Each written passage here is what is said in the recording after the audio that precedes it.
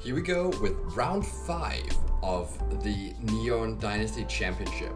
I'm up against mystmin, who is, I know an online name, I think he's like Croquet's rival, or like Nemesis, like potentially. Anyway, I've definitely like heard the name a lot before in like Twitch chat specifically. I don't actually know much about the player, whose name is mystmin. Okay, perfect. Who does have a real name of like some Slavic origin, I would assume. But anyway, mystmin plays usually a lot of control decks that often include a ton of one-offs. That's kind of their brand. So I'm facing a control deck with a bunch of one-offs here. And yeah, so blue-white control is kind of like, it's a deck that got like a huge upgrade from the newest set with March of Otherworldly Light, and just like most other blue-white control decks in the format, this deck also is sporting 4 copies of the card.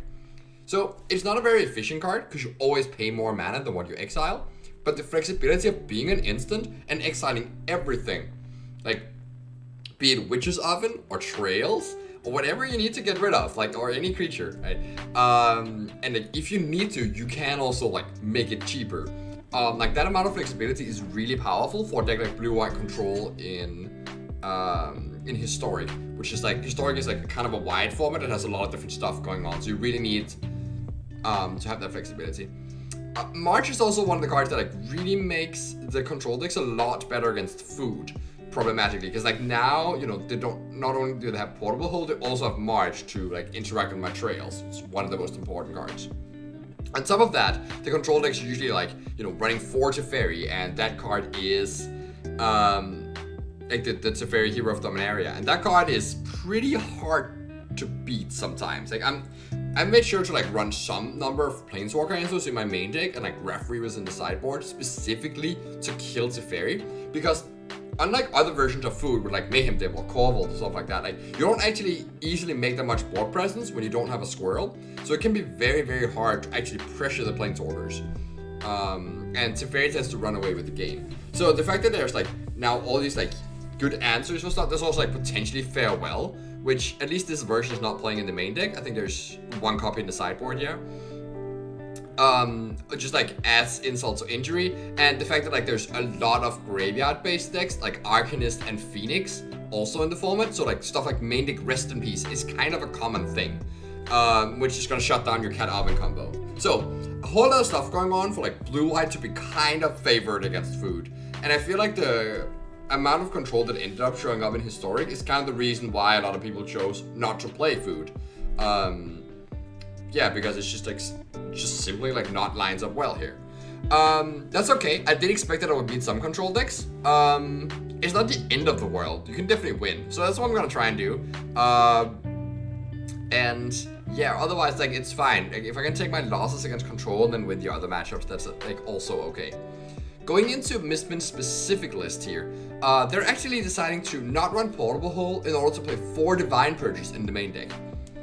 And even though this card is like kind of good against food because it like exiles ovens and clears all food tokens, and other types of tokens that you might make, it does not hit my trails, importantly. So I think I'd rather play against Divine Purge than Portable Hole. Also like getting rid of my Geese, but I can just replay them even at 3 mana. Like if you're in the late game, that might not necessarily be that bad. So I'm pretty happy to see 4 purges. From the messages I had with mystmin, like later, I feel like they were kind of surprised that they lost it. Sorry for the spoiler. I feel like they're kind of surprised that it didn't work out well with 4 Divine Purges. But honestly, I'm not sure that's actually like a good choice to play this card. I don't think it makes your food matchup better. It possibly makes it worse. Another like thing that is a disadvantage for mystmin is that they're playing 2 Teferi only instead of 4. That's like such a relief for me because that's like one of the best cards against green-black food. Another thing is that there's only 1 Dovin Zito. This card for countering stuff like especially trade-off crumbs. Like I keep returning to that card, but it's very, very important against control decks. Yeah, just having 1 veto to counter it definitely makes it a lot more a lot easier to do a thing. So yeah, like just fewer answers to trail crumbs in total. I mean, there are the 4 marches, but if I can like get some value immediately out of my trail when I play it, that makes the march a lot worse, right? Because you're both down mana, and I guess you wouldn't be down mana in that case if I spent mana on my trail activations, but you're at least like down a card. And I can kind of like use that to grind out. But anyway, there's a lot of like weird one-offs here, like 1 Manic Gust, 1 Exclude, 1 Relic, 1 Rest in Peace split, which is probably fine. Like the 1 Fateful Absence, the Wandering Emperor. There's also like on top of the Divine Purges, there's 2 Morse Reapers and a Commit to Memory. That one's pretty common. So yeah, that is the control deck that we're up against here, and let's just see how this plays out. I'm gonna try to mulligan for I forgot to actually put up the video, sorry. Man, I am such a professional, huh? Really, just really on my game here. So let's see, the last one was this one's, I think this should be the video. Let's see if that's true. It is, yeah, but this is the wrong player. Oh no.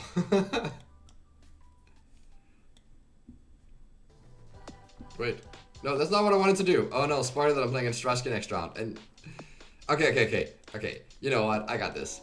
Go away. Play this in Windows Media Player. All right. Yeah, but I'm up against Alexander Kozina. And I'm gonna. So just the 1.5. Yeah, like this is a high production value content, really high production value. And then like, you know, just wasting time on this when I could be commentating. Oh, we can live with it. I decided that I was not gonna like try and spend too much time on these. All right, and here we are.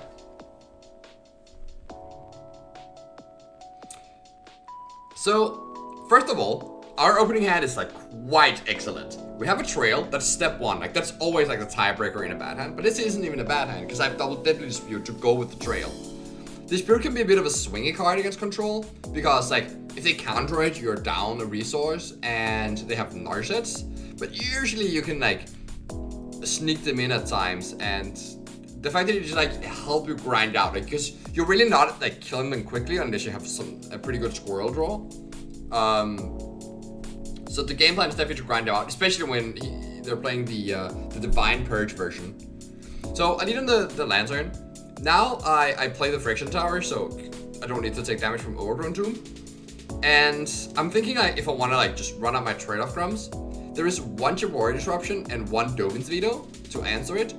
And even though they can answer it with that, it's not gonna get better for me, because next turn there's gonna be the Charm. The what's it called? Actually, hold on. The Archmage Charm. To counter it later anyway, or I might give them time to like find the negate type effect. So yeah, I don't think it makes sense to like not just jam trail here. You just have to jam and hope. But I actually do think I make a mistake with Friction Tower, because there is the singleton Field of Ruin in this deck. And actually, as soon as like this scenario happens here, so I play my trail, pray that it doesn't get countered here. And now I see Ether Gust, I'm like, oh yeah, I forgot about that card. That's obviously the advantage of playing a ton of one-offs, is that it's sometimes hard to like keep all of them in your mind. When like this is open deck list, right? But that's okay, I can replay it next turn. It's probably gonna get countered by Archmage's Charm then, so like maybe I'll delay it like another turn. We'll see how it plays out. But I realize now that, oh wait, by playing up a Friction Tower now, I'm actually exposing it to a Field of Ruin, which I don't think I need to do because I'm not using it right now. And the 2 life from Overgrown Tomb just like basically does not matter.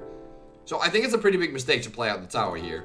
And now if they have Field of Ruin, they can actually like shuffle away my trail, which would be a good play, right? So yeah, now I see the Field of Ruin and I'm kind of like face palming here that I did. But instead, mystmin actually goes for my Blooming Marsh. I don't have a basic forest in my deck, so this kind of makes sense, hoping to strand me without green mana. I think it's not worth it though. I think honestly you're supposed to hit the tower, but it's a pretty close decision because there are a lot of green sources in this deck, and I also like sometimes have hands where I don't really need the green early, because I only have like 2 cards in my deck that are actually green. I guess the Ravenous Squirrel as activated ability is green too. It's pretty rare that this actually works out, but anyway, now I get to cycle my Soul Guide Lantern, so that's at least something, and I don't really draw much here. So the question is, do I just like cash in my Deadly Dispute here? Just like play Colony Garden, sacrifice the token, draw some cards?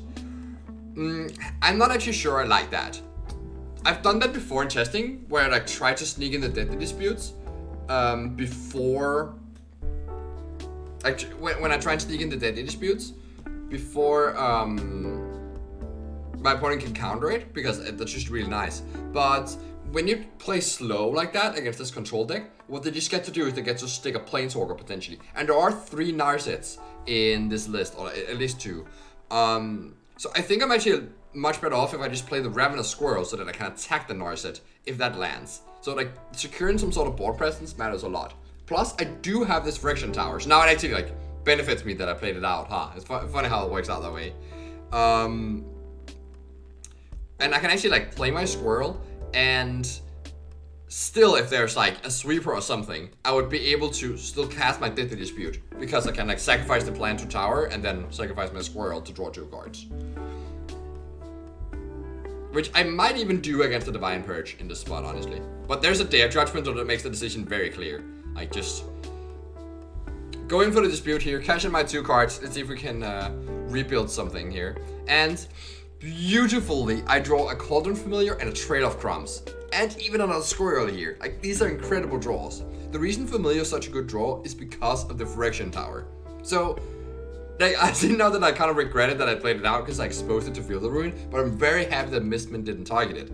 Because you could just see the value. Like, the thing it did last turn was, like, kind of nice. I mean, I guess it's kind of the same as if I just, like, didn't play out the Colony Garden. But...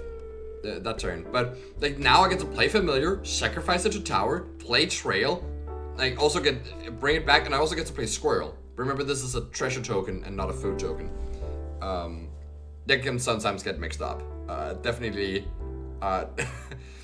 keep those straight if you're playing this deck. But yeah, now like I can just play my things, make sure to like not let the auto tap or just tap my tower, but actually use it beforehand. Play the Trail, bring back my cat, pay the mana, and then let's see if I actually wanna like do anything else. And I hit a Witch's Oven on top of this. This is just like Merry Christmas, huh? Maybe I'm supposed to actually get the Trail here, because right now, if I play Oven, I'm a bit weak to Divine Purge. So I actually don't think it's unreasonable for me to get a Trail there. It makes it very hard for the opponent to like answer all the things I'm doing, and I still have the Friction Tower going with the cat.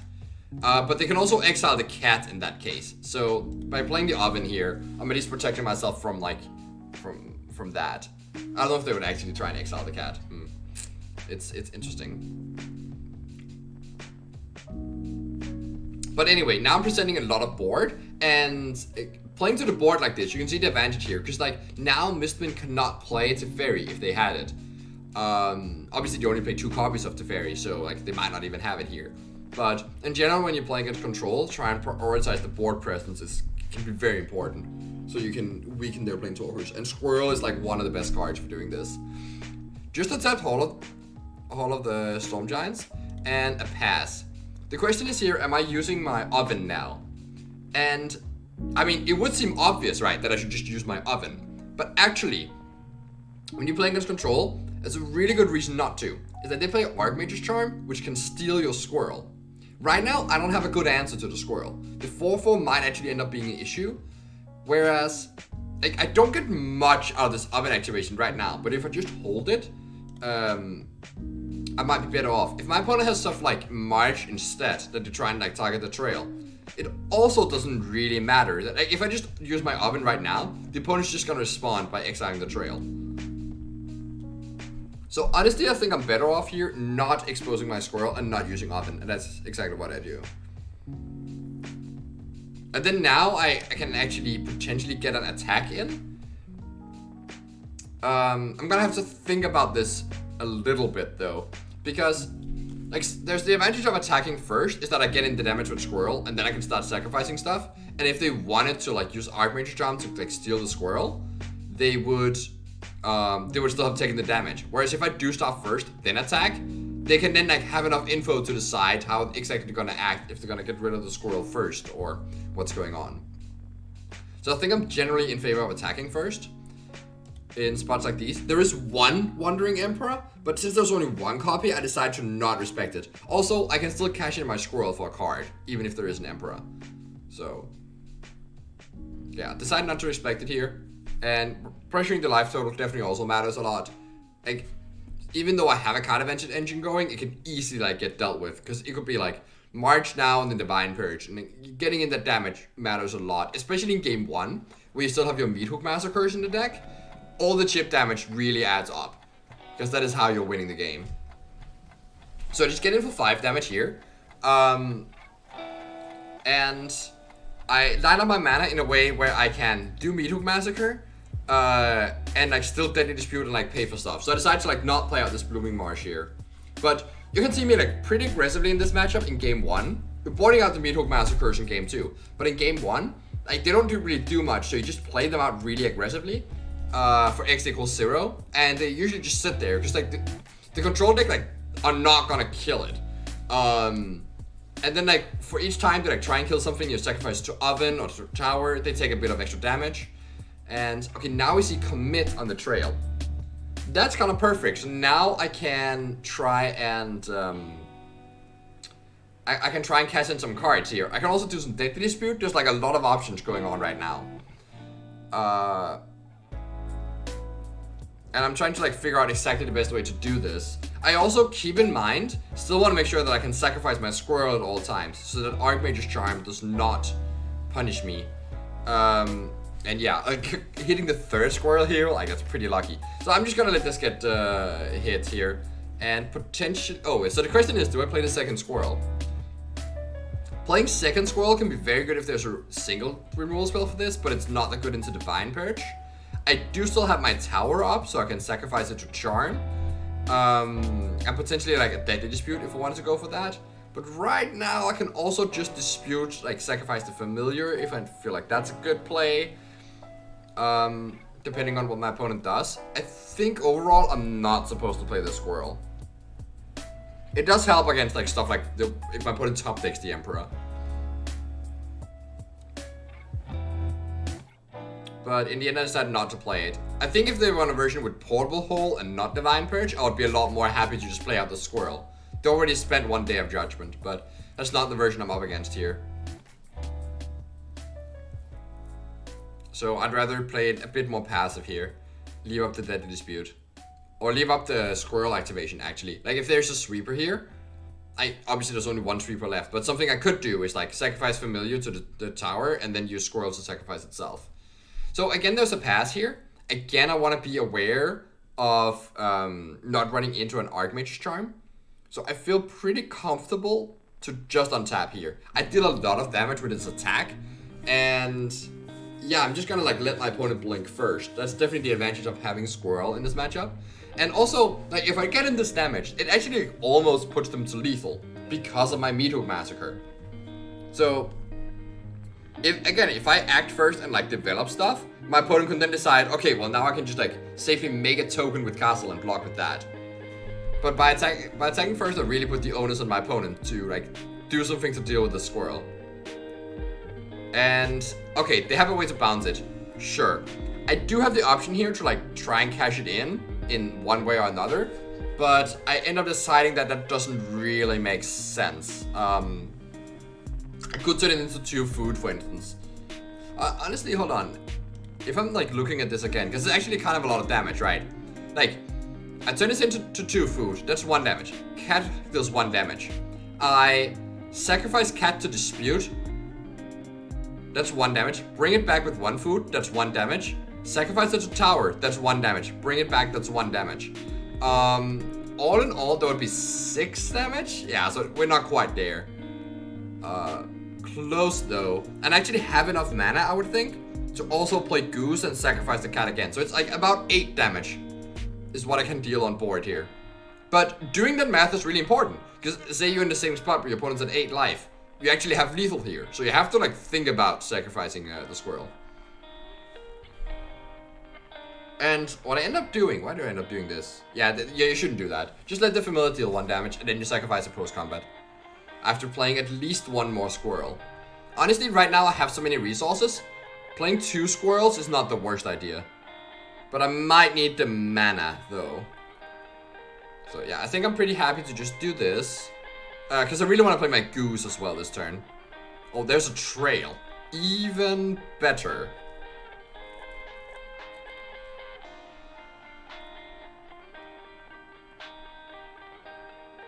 But I might also just play goose. My opponent's not that likely to have a Divine Purge now, because they would have used it last turn, but they obviously like just cycled a card, so they could have drawn it anyway.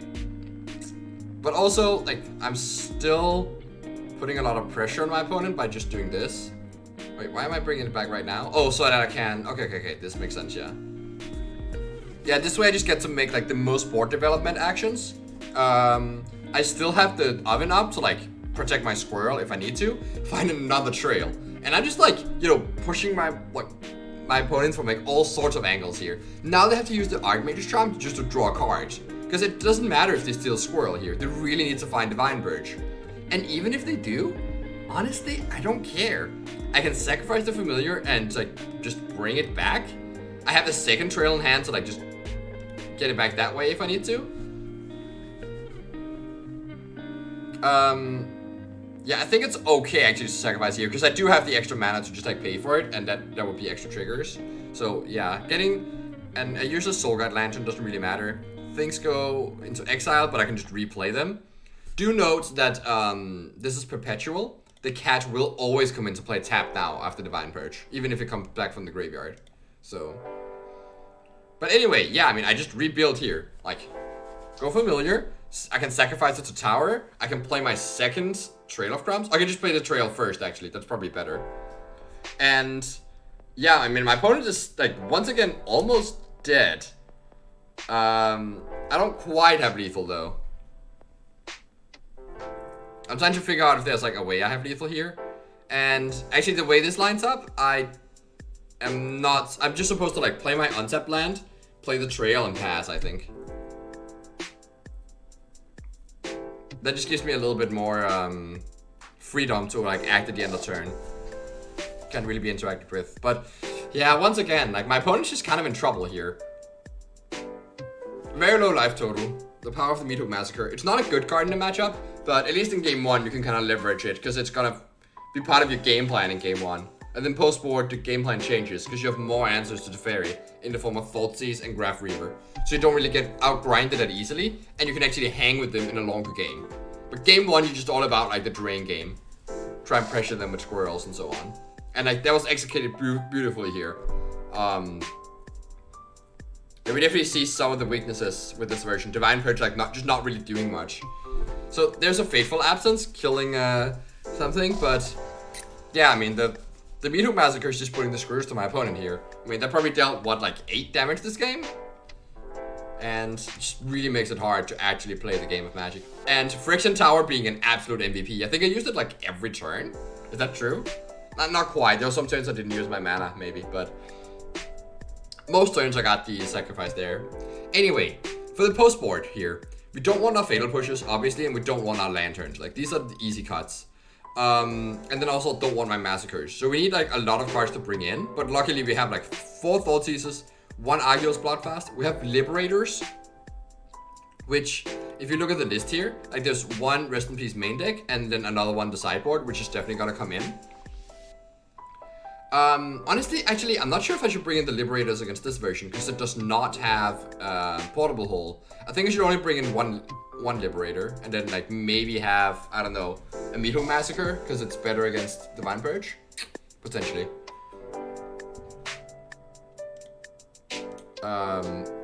That's probably a small mistake there. I didn't really reckon, because normally the blue-white decks have 4 Portable Holes post-board, and at that point the Liberator is definitely good. Another card is like Cursebound Witch, which is often a card that you shave post-board in this deck. It's definitely like the weakest card in the deck. But In this matchup, it definitely matters. Like, you can get stuff like Curse of Leeches. There's a lot of like small annoying things you can get off the Witch. That's actually kind of nice. Plus, it's a way you can play onto the board and help pressure stuff like Narset, so it doesn't like make your Deadly Disputes go bad. You can like help pressure Teferi so it can't go -3 and so on. It's like having that extra body definitely matters, and there's a lot of things you can hit off of it that are pretty good. But yeah, and then we're also boarding in the Graph Reavers just to answer the Planeswalkers here. Agos Bloodfast is like the most like anti-control card you could have.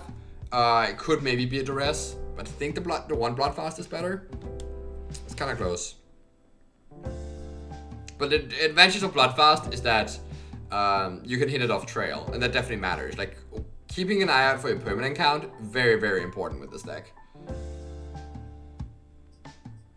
And we are going down 2 permanents this way, right? Or maybe just 1, actually. Yeah, because we're boarding in Graph Reavers and Liberators, which are both permanents. So we're only cutting like 3 push and 1 Lantern for 4 Thoughtseize. So. Oh, and I guess we're also going down to Meathook Massacres. Hold on. Yeah, I would have to like actually do that math to figure out if we're going down. Keeping the Mortality Spears in the deck, by the way, they answer stuff like Rest in Peace, very important, and the Planeswalkers, obviously. So that's why we run Mortality Spears, because of this matchup.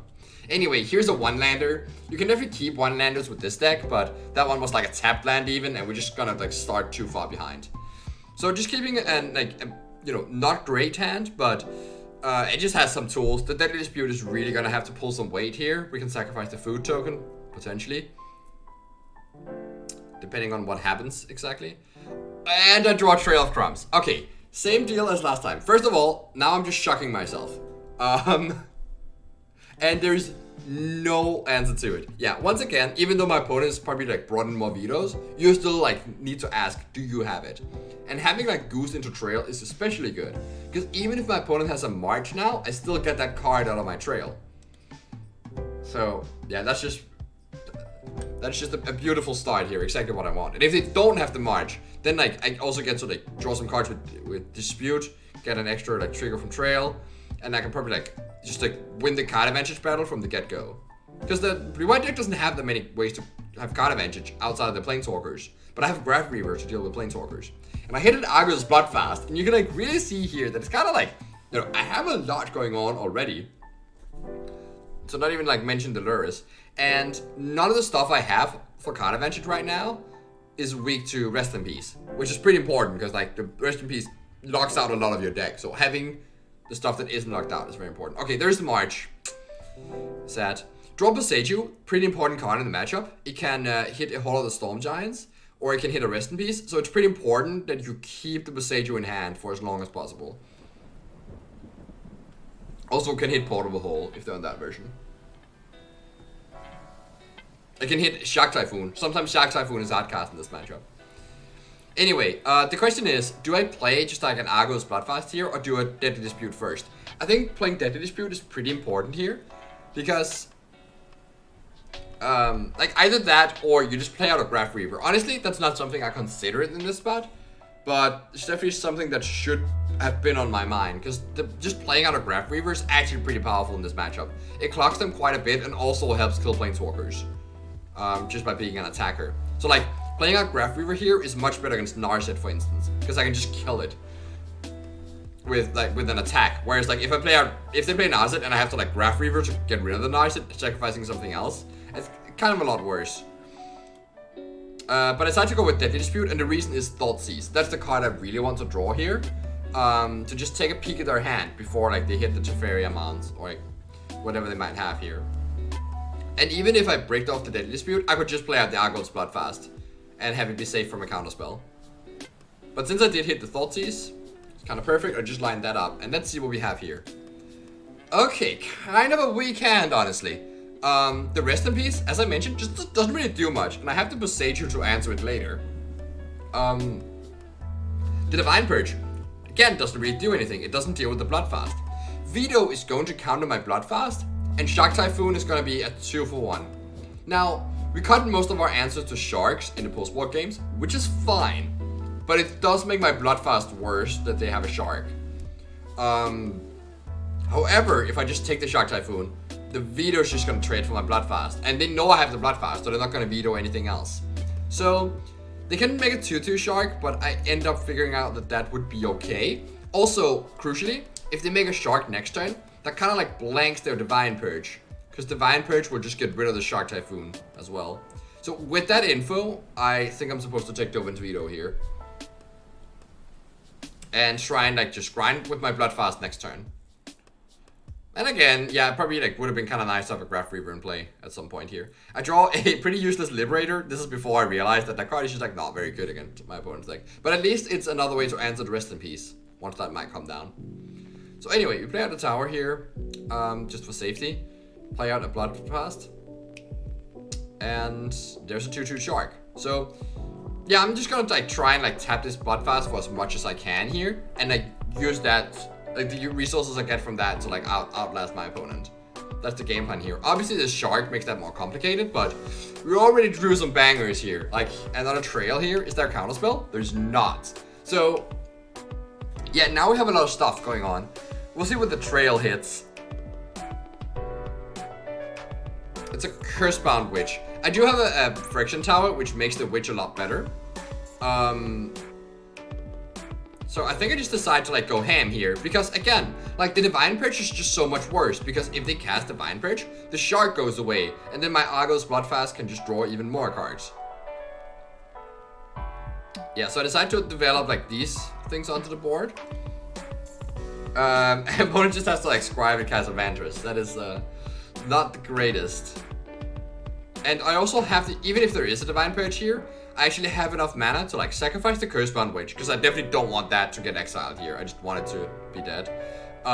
Get a card from that and then also crack my food token, sacrificing treasure to get another card from Trail.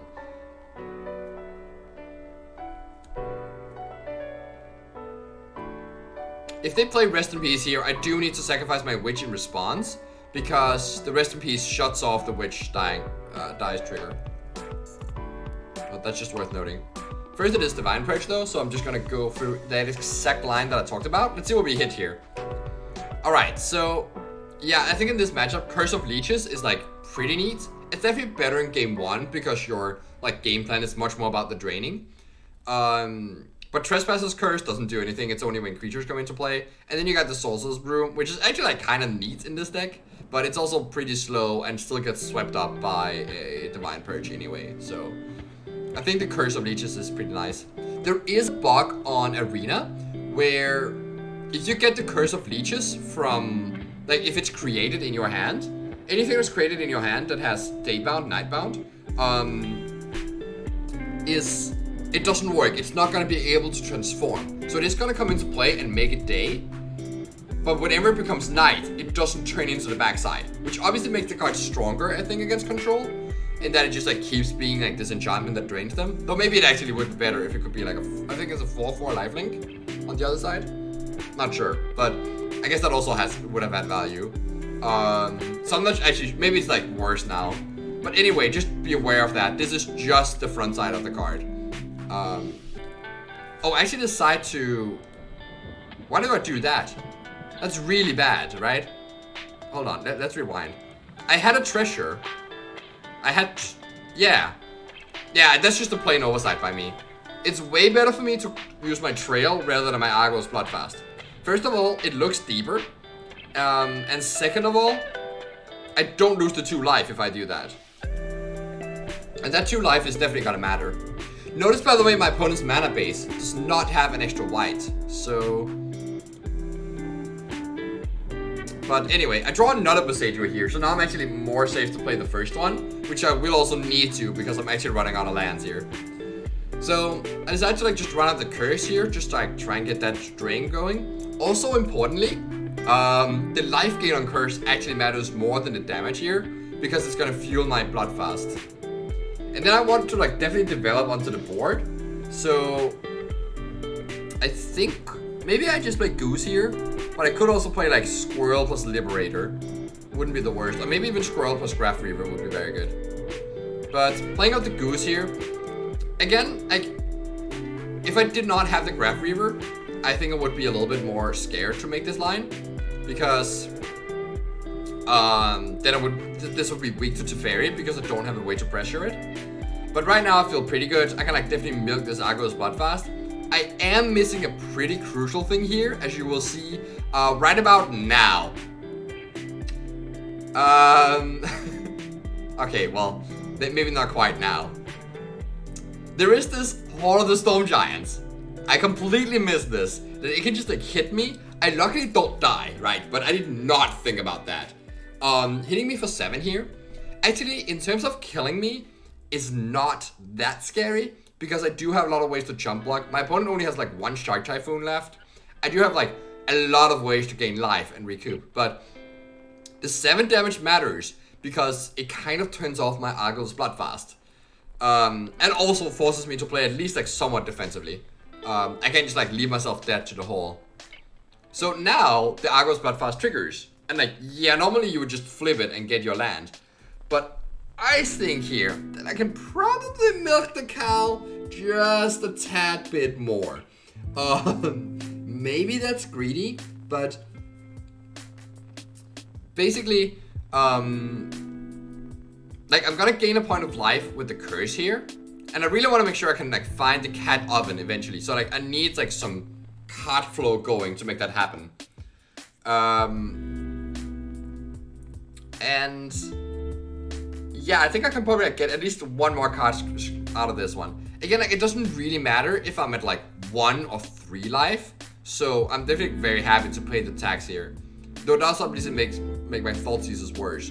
But yeah, I have the curse to gain life. I have the Remnant Squirrel to gain life.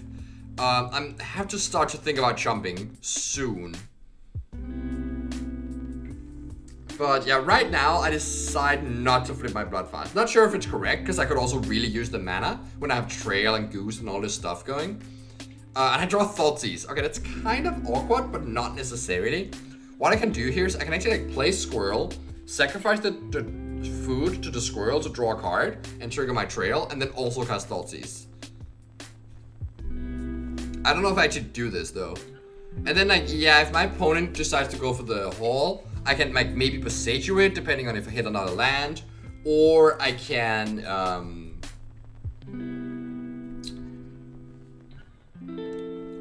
maybe I can jump block with a Goose or something. Like I'll probably like find some way where it's like not that bad for me. One important thing though is that they didn't really do much last turn, but it definitely thought about it, right? So their hand is pretty bad, but it's probably not unplayable. So I think there's a lot of value in being able to cast the Thoughtseize right now and put myself to 1 life here. Instead, I play the Goose. No, I don't like that. I don't like that very much. I think I'm supposed to play the Squirrel here and just like draw a card off the food. Okay, I think I arrive at that. Hopefully. Or maybe I end up playing the Squirrel and the Goose, because I really want to get like the Goose's food production going with the Trail. But yeah, I think that's just worse. Yeah, I think this is just worse than activating Squirrel here. Because getting Thoughtseize like used right now is just worth quite a lot. I guess this is flipped, but that doesn't really matter.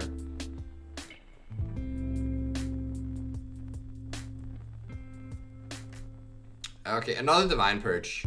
That's fine, because I can just sacrifice the food, draw a card, and then I can use my Squirrel.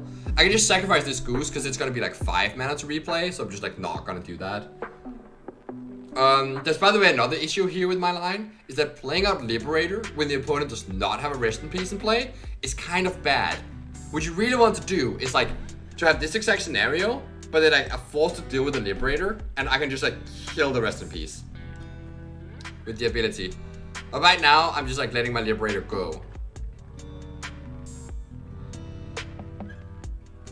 I'm also thinking here like, can I just sacrifice to the Friction Tower and then like activate my Bloodfast twice? But I can't do that. I'm only at 3 life here, so I'm gonna sacrifice the Goose here. At least I go to 4 life, so I can cast Thoughtseize and then go to 5 off the Curse next turn, which is like 1 more Argos Bloodfast activation. Drawing Colony Garden here is kind of nice because it's a way to jump block the Hall.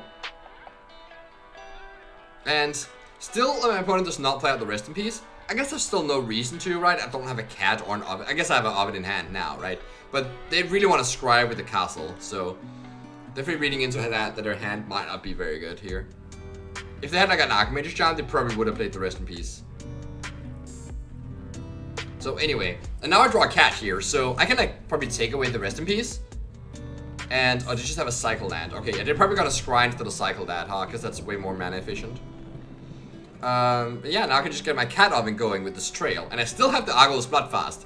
And, like, cat oven means that I'm not dead to the Hall of the Storm Giants. And, like, because, like, these cards also still matter, like, I'm just, like, ahead on so many different angles here. And it's kind of weird, because you would think that, like, the control deck is, like, gonna, you know, be this, like, be the deck that's up on card advantage. But it's just, like, not the case, right? I have so many avenues of card advantage. But I do think part of that is the Divine Purges are just, like, pretty bad. Then my opponent casts 2 Purges here, right? And it's like, you know, they just put extra cards in my hand. It just doesn't matter. The game goes way too long. Maybe if you have 4 Teferi, they get better. Here's the wrong Teferi. So, like, at least this one actually, it got nerfed in a way where it cost 4 mana now, but it also got an extra loyalty. So now if it goes -3, I can't actually just kill it with a cat. So that definitely matters. But also, I don't really have to kill it though, because I don't have that many instants anyway. Besides to bound the curse, which I guess is the most expensive thing, so that kind of makes sense. Oh, that's a Field of Ruin, sure. I probably won't matter much, but yeah, we'll see about that. And I guess there's still the cycling here, which could be done right now, or they could activate the castle again. So, okay, 1 fresh card. Yeah, we can do a cat of like we can do a cat dupe, like sacrifice it, bring it back, and then also use our Argos Bloodfast. Honestly, I think there's an argument that I'm supposed to like activate the oven in response to the card draw here. Because if there's a March drawn, it's not that great for me, huh? Like March on the Trail in response to my oven activation.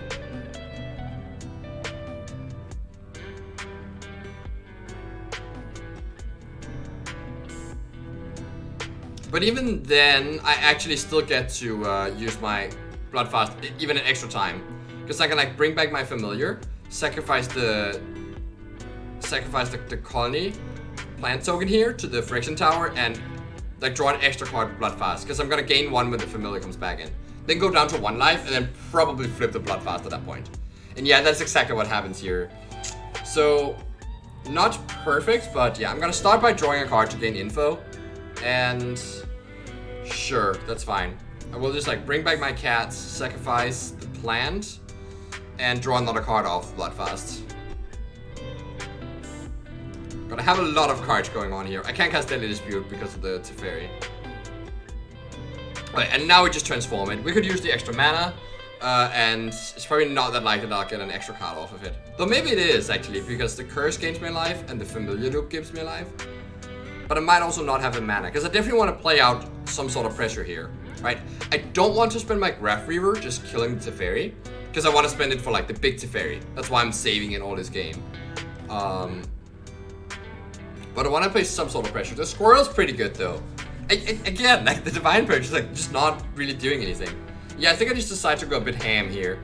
Like play the Liberator, play the Squirrel. I have a lot of damage going on. I don't really need to play the Curse actually. It doesn't do that much. I don't care about being at 1 life. Liberator means that even if the cat is somehow dealt with, I still have like the extra way of jump blocking the hole. But here's a Narset. Okay, that's annoying. So my Dispute is like extra turned off. Actually, I'm not even sure if I registered that that I can't dispute here. Because I'm leaving up 3 mana, but that's like to activate the Squirrel. But I'm not really sure what I activated on. Maybe I do it on the cat, who knows. Anyhow, Teferi pluses. Opponent cannot get in with the hole here. They do have this Field of Ruin, which doesn't really do much. And they can't, they can't do like 2 things here. I guess they can Field of Ruin and Archmage's Charm, but they're not gonna get to scry here. So I need to be aware of this charm, so like that it doesn't steal my Squirrel, because that might actually put me in trouble, right? But since I have this oven up, then I can just like elect not to use the oven, or I can elect not to use the Squirrel. I also want to make sure that I can attack these Planeswalkers for lethal. So what I'm probably gonna do is like use the oven, sacrifice familiar, and bring it back, and that's it. Okay, opponent just uses Archmage's Charm to draw 2 cards. That definitely like leaves me a lot more safe here. So yeah, I'm gonna do that, and I might even be able to sacrifice the cat now.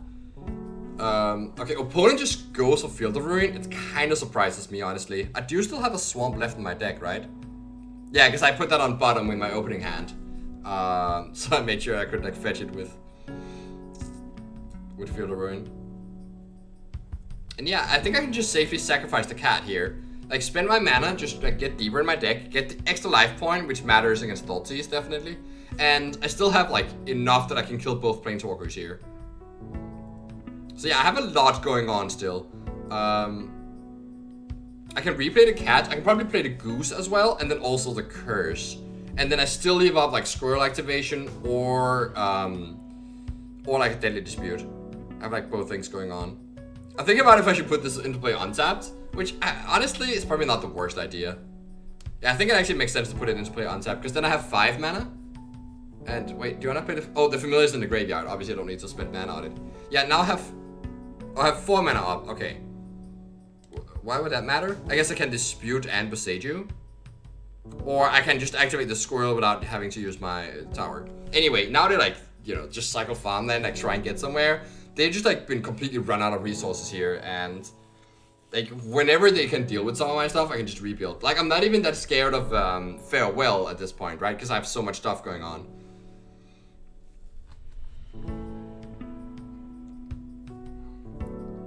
And I still have this Lurrus, right? Like I haven't even like tapped into that. Alright, there's the big Teferi, but we do have an answer for him. And also this squirrel is getting like pretty lethal, so opponent definitely needs to find an answer to that. But it just pluses the Teferi. Okay. Hoping to draw an answer to squirrel, I guess. So I guess the way we start is just going through a loop here. And probably like activate the squirrel as well, because might as well. Maybe we don't actually do that, because we don't want to expose it. I also think that's fine. I could probably cast a Deadly Dispute, honestly. Because if my opponent counters this, they're just dead. So, like, might as well do this. I'm gonna sacrifice the Goose, because that leaves me with more damage in play. I don't know if that's correct, but I'm pretty close to lethal here, so... I'm feeling okay. Draw Mortality Spear, which can deal with Teferi. I mean, I don't need to do that right now, but... And this way we, like, leave up the tower so we can sacrifice Squirrel in case there is another, Archmage's Charm. So, actually, I've just built a large enough squirrel that I can just go for lethal. So I'm gonna start with that. If it's dealt with in any way, that's fine. We just like play our Graph Reaver, kill the Teferi, and just like keep playing Magic until they die, eventually. And the opponent is okay, just scrying, so they're just dead here. And yeah, that is how you absolutely smash control with food. Somehow this video ended up being 50 minutes anyway. Like, what am I doing here? I thought this was gonna be like kind of a fast match, but no. A fast match to comment on. But no, it's not. Like, yeah, this deck is... There's a lot to say about this food deck, huh? Yeah, just so many things going on. Maybe in the future videos, I shouldn't comment on like every small thing. But on the other hand, it's probably kind of nice, because... Like, everything I mentioned here, except for, like, the things where I'm talking about, like, I missed this, or I should have spent more time thinking about this, because there's, like, you know, these other lines. But most of the things I'm saying here are things that are going through my mind as I play the games. And that is what I want to convey here. But anyway, this is not a good matchup. I'm actually not sure. I think maybe against mystmin's version, I am favored. I think that's, like, very likely, honestly. Because, like, only 2 Teferi, not many farewells, only, like, no portable holes, and, like, the Divine Purchase, which just, like, seem kind of useless. So, yeah, I think maybe I might be slightly favored here. But anyway, like, whether I'm favored or not, the control matchup is still pretty rough to play, and these matches gave kind of a good insight in, like, how I'm approaching the matchup. Game 1, it's all about like the drain game. It's pretty hard to win game 1 because you don't have access to your Thoughtseizes and so on, and you have a lot of bad cards in your deck. So it's all about making the bad cards good, specifically the Meathook Massacres. Really relying heavily on just like grinding through with that card and like getting every single like ping out of your deck, and that way you can like pressure the life total. Hopefully, like, you don't get burned in card advantage by Teferi. Like, try and have a board presence to like deal with the Planeswalkers. The squirrel is really important for game 1 as well. And like obviously having stuff like Mortality Spear, though it can be rough.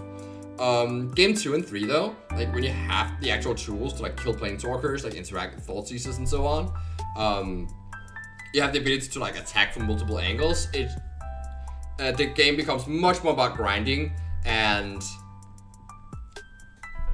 the way we saw here, like I just completely outgrinded my opponent in these games. It did not look like it would be a bad matchup for food in these games, right? It was really like a slaughter. And I was kind of like sitting like after these matches, I was like, whoa, what happened? Like that was supposed to be my bad matchup. Like what's going on? You know, I'm just crushing, and I'm feeling pretty good. I'm 2-0 in historic now, 4-1 in total. I secured day 2. That is a big deal, and yeah, that means like, you know, it's great for my world championship chances. I'm like, you know, I still have 2 matches left to go. I could be like 6-1 maybe, and I'm feeling pretty good about historic at this point. So yeah, stay tuned for next round, which I guess I already spoiled was going to be against Strasky. Yeah, well, tune in for next round against Strasky.